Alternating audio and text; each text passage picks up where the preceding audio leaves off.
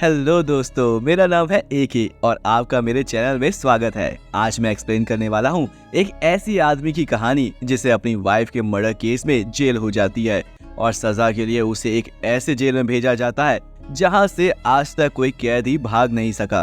तो क्या वो उस जेल से भाग पाएगा और जेल में उसके साथ क्या क्या होता है, तो कहानी में हम जानेंगे।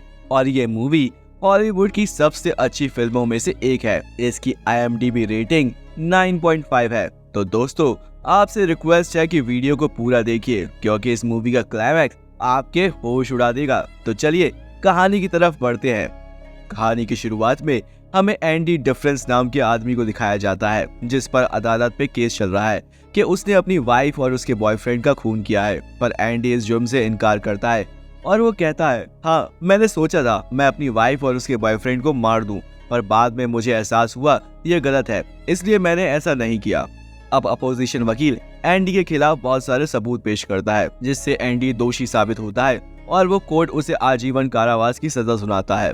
फिर सीन चेंज होता है और हमें शॉशैंक रिडेम्पशन जेल को दिखाया जाता है और यहाँ पर हम एक आदमी को देखते हैं जिसका नाम एलिस रेडियन है, जिसे सब रेड कहकर बुलाते हैं। अब रेड की पेरोल की सुनवाई होना है क्योंकि रेड को इस जेल में बहुत साल बीत चुके हैं। रेड का मानना है कि वो बिल्कुल बदल चुका है और अब वो किसी भी किस्म का कोई भी गलत काम करना नहीं चाहता। फिर रेड की कार्रवाई शुरू होती है और वहाँ बैठे ऑफिसर उससे पूछते हैं, आखिर क्यों हमें आपको यहाँ से रिहा करना चाहिए। तो रेड कहता है, मैं बाहर निकल के कोई गलत काम नहीं करूंगा और शांति से रहूंगा। ये सुनकर ऑफिसर उसका पेरोल रिजेक्ट कर देते हैं। इससे पहले भी रेड के कई बार पेरोल रिजेक्ट हो चुके हैं। अब रेड वहां से निकलता है तो उसके साथी उसे कहते हैं, जेल में नए कैदी आ रहे हैं। अब जब कैदी आते हैं तो रेड और उनके साथी उन लोगों को देखते हैं और तभी रेड पहली बार एंडी को देखता है। अब सभी कैदी को जेल के अंदर ले जाया जाता है और सभी को लाइन से खड़ा कर दिया जाता है। तभी यहाँ जेल का वार्डन आता है जिसका नाम सैमुअल नॉर्टन था। वार्डन अब सभी कैदी को कहता है, अगर वो लोग यहाँ अनुशासन से रहे तो उन्हें कभी यहाँ तकलीफ नहीं होगी। अब सभी कैदी को अपनी अपनी सेल में भेज दिया जाता है। अब अगले दिन सभी कैदी खाना खा रहे थे, तभी एंडी भी वहाँ बैठकर खा रहा था। तभी उसकी मुलाकात होती है ब्रुक्स से। ब्रुक्स 5 सालों से इस जेल में है। ब्रुक्स एंडी को बताता है कि वो इस जेल में लाइब्रेरियन का काम करता है। अब वक्त ऐसे ही बीतता जाता है और एंडी एक दिन पहुंचता है रेड के पास और वो रेड को पूछता है, मुझे पता चला है कि अगर बाहर से कुछ मंगाना हो तो तुम मंगवा सकते हो। तो रेड कहता है, मैं मंगवा तो सकता हूँ, पर तुम्हें क्या चाहिए। एंडी उसे कहता है उसे एक हथौड़ा चाहिए। तो रेड एंडी से पूछता है, क्या तुम हथौड़े से जेल में सुरंग बनाना चाहते हो। तो एंडी उसे कहता है, जब वो हथौड़ा आएगा तो तुम खुद समझ जाओगे। एंडी कहता है, मैं उस छोटे हथौड़े से पत्थरों को तराश के उनको आकार दूंगा। रेड कहता है, तुम्हारा काम हो जाएगा। अब रेड एंडी को आगाह करता है और वो एंडी को 3 कैदी दिखाता है और कहता है, उन तीनों की तुम पर गंदी नजर है। तो एंडी कहता है, अगर मैं उन्हें बता दूं मैं गे नहीं हूँ। तो फिर रेड कहता है कि इससे उन्हें कोई फर्क नहीं पड़ने वाला है। एंडी के कहने पर रेड उसके लिए हथौड़ा मंगवाता है और जब वो उस हथौड़े को देखता है तो वो सोचता है, इस हथौड़े से जेल में सुरंग बनाने में 600 साल लग जाएंगे। अब यह हथौड़ा जल्दी एंडी के पास पहुंच जाता है। वक्त ऐसे ही बीतता जा रहा था और एंडी को लॉन्ड्री में काम मिला था। तभी वो 3 लोग जिनकी एंडी पर गंदी नजर थी वो एंडी को पकड़ लेते हैं और उसका शारीरिक रूप से शोषण करते हैं। ये सिलसिला अगले 2 साल तक इसी तरह से चलता रहता है। एंडी ने कभी भी उन लोगों की कंप्लेन वार्डन से नहीं की। अब ऑफिसर सारे कैदी के सामने आके अनाउंसमेंट करता है कि छत की मरम्मत की जानी है और उसके लिए उन्हें 12 लोगों की जरूरत है। रेड गार्ड को घूस देकर अपने दोस्तों को छत पर काम में लगा देता है और इन 12 लोगों में एंडी भी था। अब ये लोग छत के मरम्मत के काम में लग जाते हैं। यहाँ का इंचार्ज ऑफिसर का नाम हेडली है। हेडली थोड़ा परेशान था और वो अपने साथियों को बताता है कि मेरे भाई ने मेरे नाम पर $30,000 छोड़ा है, लेकिन इसका कोई फायदा नहीं है क्योंकि सारा का सारा पैसा सरकार टैक्स में काट लेगी। एंडी ये बात सुन रहा होता है। तभी वो हेडली के पास जाता है और वो उससे पूछता है, क्या तुम अपनी बीवी पर भरोसा करते हो। ये बात सुनकर हेडली को गुस्सा आ जाता है और वो उसे छत से फेंकने के लिए किनारे में ले जाता है। तभी एंडी उसे बताता है कि गवर्नमेंट का एक रूल है जिसके मुताबिक कोई भी पति अपनी वाइफ को $60,000 तक गिफ्ट कर सकता है और इस पैसे पर किसी तरह का कोई टैक्स नहीं लगता। इस काम के लिए तुम्हें वकील की जरूरत पड़ेगी और वो तुमसे बहुत पैसे चार्ज करेगा, पर मैं तुम्हारे लिए एक काम फ्री में कर दूंगा। बदले में तुम मेरे साथियों को बियर पिला देना। अब अगले दिन एंडी के साथी छत पर बियर पी रहे थे, यानी कि एंडी ने हेडली का काम कर दिया है। अब कुछ दिनों के बाद जेल में सभी कैदियों को फिल्म दिखाई जाती है और जहां एंडी रेड को आकर कहता है मुझे रीटा हावर की एक बड़ी पोस्टर चाहिए, तो रेड उसे कहता है तुम्हारा पोस्टर तुम्हें मिल जाएगा। अब एंडी जब बाहर आता है तो उसे वो 3 लोग पकड़ लेते हैं और वो एंडी को एक कमरे में ले जाते हैं। वो एक बार फिर से एंडी के साथ जोर जबरदस्ती करना चाहते हैं। अब एंडी उनमें से एक को टेप उठा के मारता है। अब ये लोग एंडी को पकड़ के उसे बेरहमी से मारते हैं। इससे एंडी 1 महीने तक हॉस्पिटल में रहता है और उसे मारने वालों को 1 हफ्ते के लिए काल कोठरी में डाला जाता है। अब जब वो आदमी 1 हफ्ते के बाद अपने सेल में जाता है तो तभी वहाँ हेडली और उसके ऑफिसर आते हैं। वो उस आदमी को इतना मारता है कि वो आदमी पूरी जिंदगी के लिए अपाहिज हो जाता है। अब कुछ दिनों के बाद जेल के वार्डन एंडी के सेल में जाता है और वो एंडी के सेल की तलाशी करवाता है, पर उसे एंडी के कमरे से कुछ भी घातक चीज नहीं मिलती। दरअसल वार्डन एंडी को देखने आया था क्योंकि वार्डन के ऑफिसर हेडली ने उसे बताया है कि एंडी बहुत काम का आदमी है। अब वो एंडी के हाथ में बाइबल देखता है और वो उसे ले लेता है। दरअसल सबसे हैरानी की बात ये होती है कि वार्डन को वो हथौड़ा नहीं मिलता जो उसने रेड से मंगवाया था। अब वार्डन वहाँ से बाइबल को लेकर चला जाता है, लेकिन फिर वो वापस आकर एंडी को बाइबल दे देता है। वार्डन एंडी से इम्प्रेस होकर उसे अपने ऑफिस में बुलाता है और उसे असिस्टेंट लाइब्रेरियन बना देता है। लाइब्रेरी में एंडी को ब्रुक्स मिलता है जो लाइब्रेरी में बरसों से काम कर रहा था। एंडी को ब्रुक्स के अंदर काम करना था। साथ ही एंडी यहाँ पर दूसरे ऑफिसर्स के आईटीआर भरना स्टार्ट कर देता है। जैसे जैसे वक्त बीतता है एंडी का काम बढ़ता जाता है। उसे एक असिस्टेंट की जरूरत थी और वो अपना असिस्टेंट रेड को चुनता है। धीरे धीरे ऐसे ही वक्त बीतता जाता है। एक दिन ब्रुक्स एक कैदी के गर्दन पर चाकू लगा देता है। दरअसल सरकार ने ब्रुक्स की सजा माफ कर दी है, पर वो इस जेल को छोड़कर नहीं जाना चाहता। आज ब्रुक्स को इस जेल में 50 साल हो गए हैं और वो ये जेल की दुनिया ही उसकी असली दुनिया है। वो यहाँ से जाना नहीं चाहता है। उसे लगता है कि वो अगर किसी का खून कर दे तो उसे जेल छोड़कर जाना नहीं पड़ेगा, पर एंडी और रेड के समझाने पर ब्रुक्स उस आदमी को छोड़ देता है। अब जेल से छूटने के बाद ब्रुक्स को अजीब लगता है। 50 सालों में बाहर की दुनिया बहुत बदल गई थी। ब्रुक्स अब एक सुपरमार्केट में काम करने लगता है, पर बाहर की दुनिया में उसका मन एकदम नहीं लगता। वो बाहर की दुनिया में एडजस्ट नहीं हो पा रहा था, इससे वो तंग आकर खुदकुशी कर लेता है। ये बात एंडी और रेड को पता चलती है तो वो लोग दुखी हो जाते हैं। अब वक्त बीतता जाता है और जेल का वार्डन एक अनाउंसमेंट करता है कि जेल के कैदी को बाहर जाकर भी काम करना पड़ेगा। कैदी इस काम के लिए रेडी हो जाते हैं। फिर काम जोरों से चलता जाता है और इस काम से फायदा होता है वार्डन को। वार्डन इस काम से बहुत सारे पैसे बनाने लगता है, लेकिन वो सब ब्लैक मनी होता है। एंडी इस ब्लैक मनी को वाइट करने में उसकी मदद करता है। एक दिन रेड के पूछने पे एंडी रेड को बताता है कि मैंने ऐसे आदमी को वार्डन का पार्टनर बनाया है जो इस दुनिया में है ही नहीं, बस कागजों में वो जिंदा है। असली दुनिया में उसका कोई भी वजूद नहीं है। ये सारे के सारे ब्लैक पैसे उसी के नाम में जमा होते हैं और अगर कोई प्रॉब्लम हुई तो पुलिस ऐसे आदमी को ढूंढेगी जो कि इस दुनिया में है ही नहीं।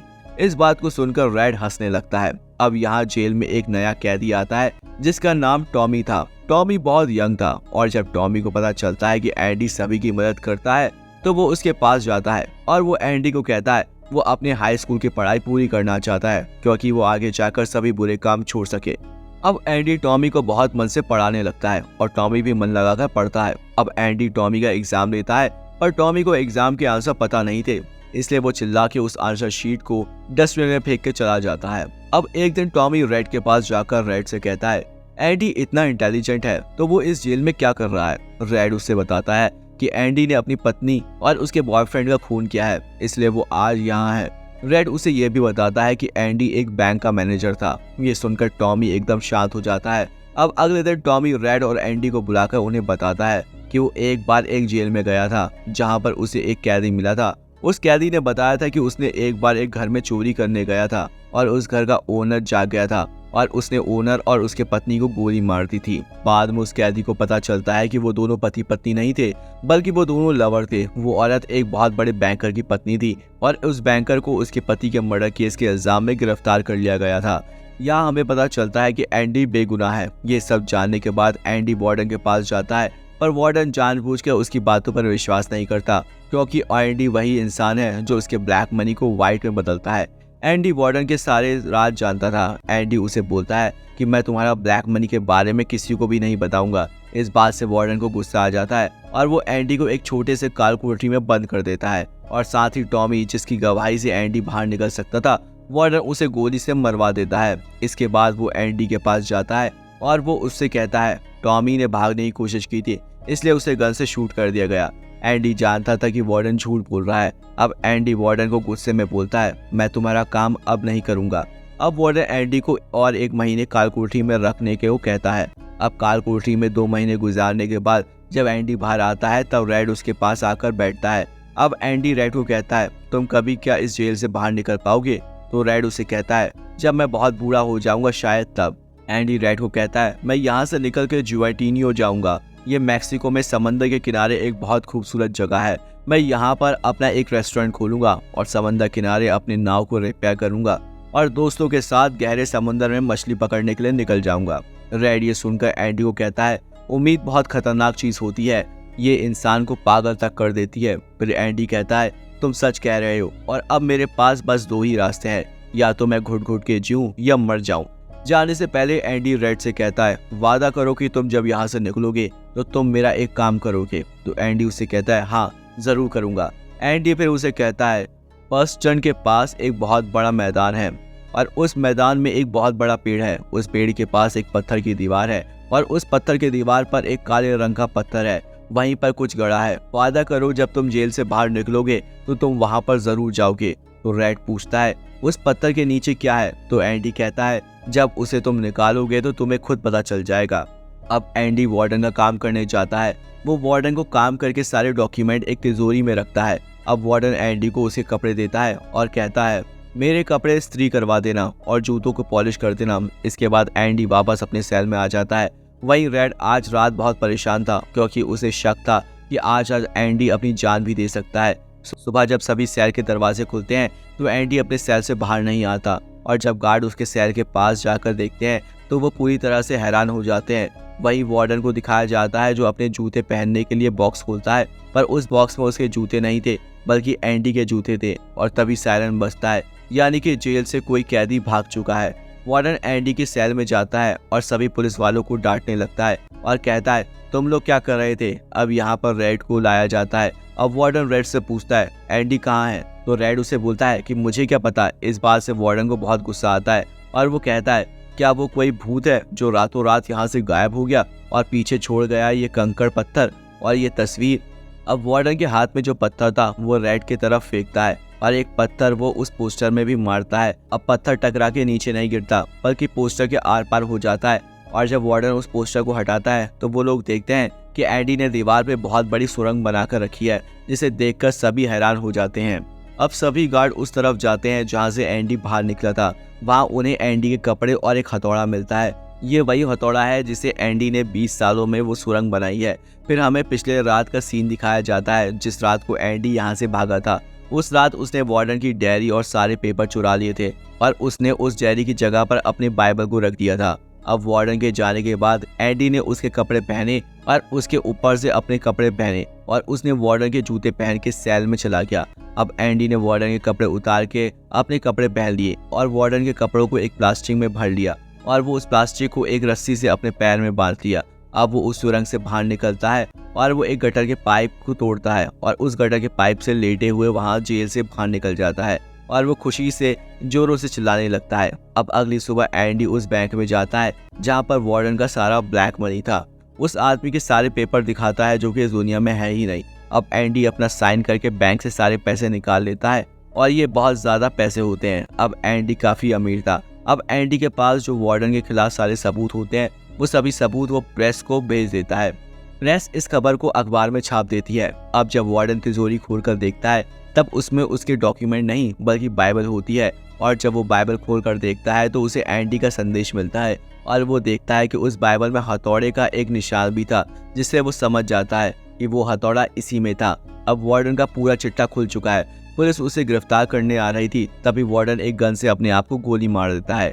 अब कुछ समय बीत जाता है और अब फिर से रेड का पेरोल का इंटरव्यू होता है और रेड से फिर से पूछा जाता है कि हमें क्यों आपको आज़ाद करना चाहिए। अब रेड अपने दिल से जवाब देता है और कहता है मुझे नहीं पता आप लोगों को मुझे क्यों आज़ाद करना चाहिए, क्योंकि मुझे आज़ादी का मतलब ही नहीं पता। मैं भूल चुका हूँ कि बाहर की दुनिया कैसी है। ये बात सुनकर जेल के लोग रेड के पेरोल को एक्सेप्ट कर लेते हैं। अब रेड बाहर आता है। अब रेड बाहर आकर एक मॉल में काम करता है, पर बाहर की दुनिया में रेड का एकदम मन नहीं लगता। उसे बाहर की दुनिया पसंद नहीं आती। अब वो अपनी जान देना चाहता था, पर तभी उसे एंडी से किया वादा याद आता है। अब वो एंडी के बताए हुए जगह पर जाता है। अब वो उस काले पत्थर को हटाता है, तभी उसको वहाँ एक बॉक्स मिलता है। उस बॉक्स के अंदर कुछ पैसे और एक लेटर था। वो लेटर एंडी ने छोड़ा था। उस लेटर में लिखा था, तुम्हें उस जगह का नाम याद है जो मैंने तुम्हें जेल में बताया था? तुम उस जगह आ जाओ, मैं तुम्हारा इंतजार कर रहा हूँ। इसके बाद रेड उस जगह पहुंच जाता है और जब वो समंदर किनारे जाता है तो वो देखता है एंडी एक नाव में बैठकर अपनी नाव ठीक कर रहा है। वो एंडी से मिलकर बहुत खुश होता है। तभी एंडी उसे कहता है, उम्मीद बहुत अच्छी और खूबसूरत चीज होती है। और यहीं पर यह मूवी एंड हो जाती है। दोस्तों आशा करता हूँ ये मूवी आपको बहुत पसंद आई होगी। ये मूवी हॉलीवुड में सबसे बेहतरीन मूवी में से एक है। और अगर आपको मेरा एक्सप्लेनेशन अच्छा लगा हो तो प्लीज चैनल को सब्सक्राइब और वीडियो को लाइक करना मत भूलिएगा। Thank you so much.